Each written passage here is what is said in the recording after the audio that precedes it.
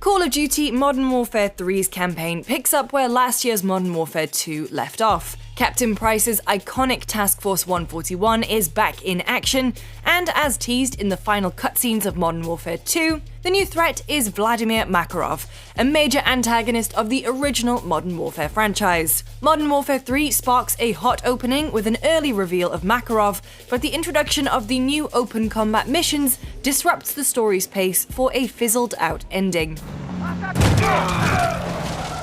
Modern Warfare 3 reunites Price's team with several familiar faces from the rebooted series, including Kate Laswell, Farah Karim, and Alex Keller. General Shepard and Commander Philip Graves of Shadow Company also return, despite their treacherous actions against Soap, Ghost, and Los Vaqueros in Modern Warfare 2. It's an all-hands-on-deck situation with Makarov in the picture. Heads up! Enemy helo is overhead! I'll figure it out when you got the chance. Don't worry, it's focused on the prisoners.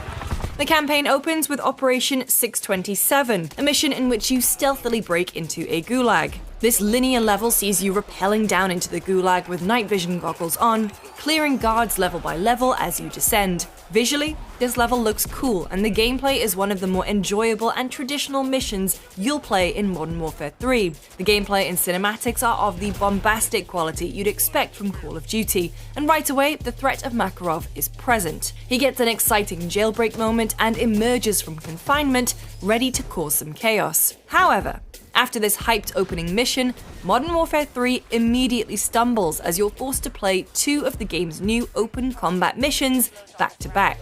Open combat missions are meant to provide more player freedom by expanding the playable area, offering you more choice in how you complete your goal. These missions still give you a fixed objective, but you have tons of supply crates filled with various kill streaks, equipment, weapon types, and armor to choose from.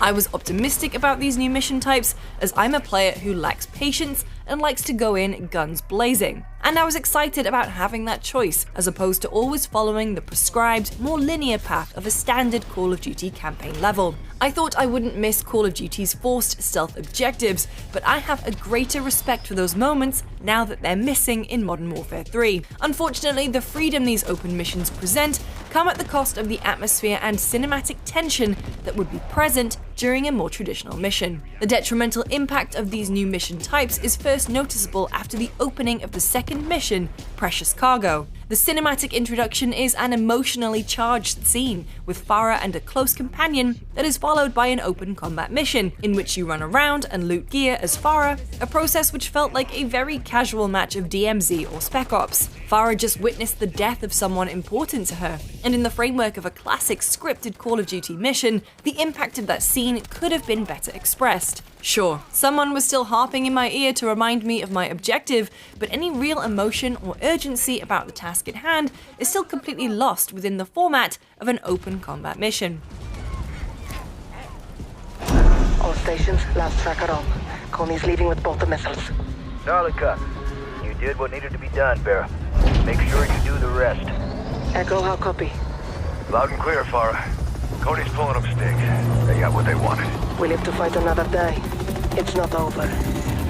While it's nice to see an attempt to innovate within the well-established COD campaign formula, open combat missions offer too much freedom, tanking all the momentum these military storylines typically would build with cinematics and traditional gameplay. Modern Warfare 2 did a much better job of balancing choice while holding on to the action of the story, with missions that let you have more mobility options but never let you lose sight of a mission's urgency. A good example of this is Modern Warfare 2's vehicle chase style mission called Violence and Timing, which I praised for altering the usual linear feel of missions to offer variety and player choice. It let me have more options for mobility and felt less restricted than Call of Duty's previous chase sequences. I had the freedom choosing to hop and mantle from vehicle to vehicle throughout the chase, but it never let me slow down or forget what was at stake. Whereas that Modern Warfare 2 mission still stands out as memorable a year later, Modern Warfare 3 lacks many of these unforgettable set pieces we've come to expect from the franchise. Call of Duty campaigns usually follow a familiar formula, containing missions like a high-speed vehicle chase, a stealthy sniper session, and a slow-mo breach and clear hostage rescue. None of that is present in Modern Warfare 3's campaign, a shift in gameplay that disrupts Call of Duty's repetitive nature, but fails to then deliver a fresh and exciting moment-to-moment experience. You can choose to approach missions differently on their own, even choosing to take a stealthy approach, but the level design is curated toward engaging in open firefights, meaning other playstyles aren't fulfilling. None offered the feel of Call of Duty 4 Modern Warfare's iconic all gillied up mission, or even last year's sniper operation in Recon by Fire. There is a player-controlled AC-130 gunship sequence near the end of the campaign to shake up the gameplay a little bit, but this one classic moment isn't enough to save Modern Warfare 3's stale gameplay. The strongest part of the campaign is the narrative, but it never gets to truly shine due to the open combat missions, which make it feel disjointed. The first half of the story does a solid job of showing how Makarov is a deadly extremist, and there is a new No Russian-style mission that is impactful and shocking in equal measure. This reboot puts you on an airplane and doesn't feel quite as over the line and nauseating as the controversial airport massacre, but it still gives you a very uncomfortable perspective, where you're forced to be front and center of a terrorist attack, resulting in major casualties. This mission doesn't offer up any actual gameplay. You're mostly watching the horror unfold, yet oddly, the game doesn't give you the option to skip this mission. You only get a content warning that you can accept or choose to go back to the menus. I hope an option is added for skipping this, as it seems unnecessary to force you to take part in an act of terrorism.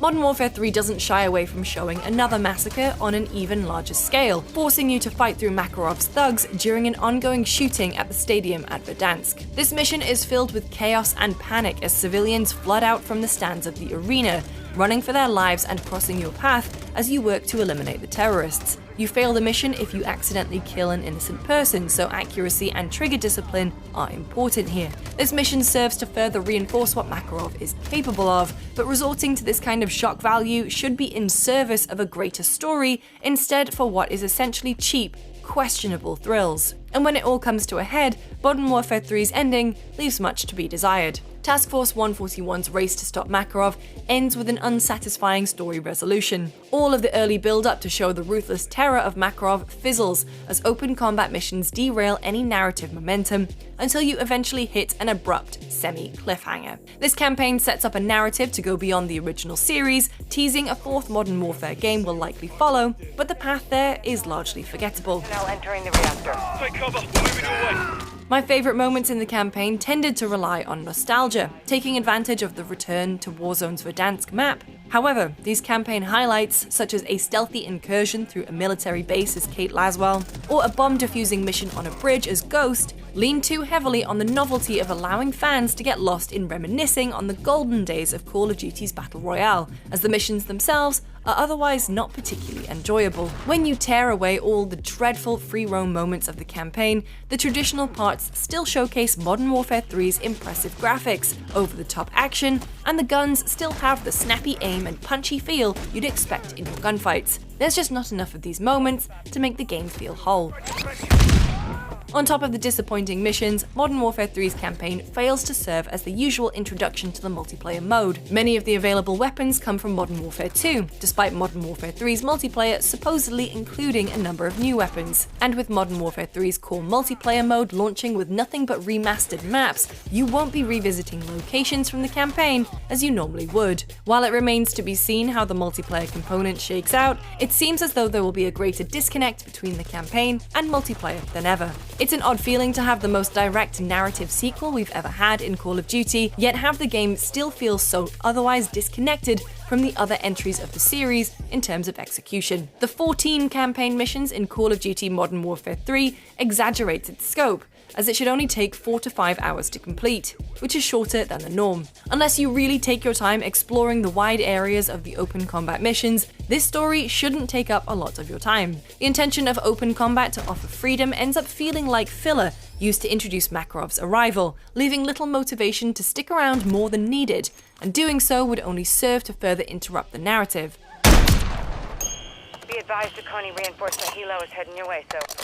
Modern Warfare 3 runs smoothly on PlayStation 5 and has impressive looking cutscenes, but these two elements further highlight how vapid the gameplay is. Although its narrative setup is enjoyable, Modern Warfare 3 can't get out of its own way, with nearly half the missions being the underwhelming open combat style. The bumpy pacing and abrupt ending make Makarov's big return a disappointment, dragging Modern Warfare 3 down as the weakest entry of an otherwise strong reboot series. Compromise! Bravo, I gotta move from cover and go high!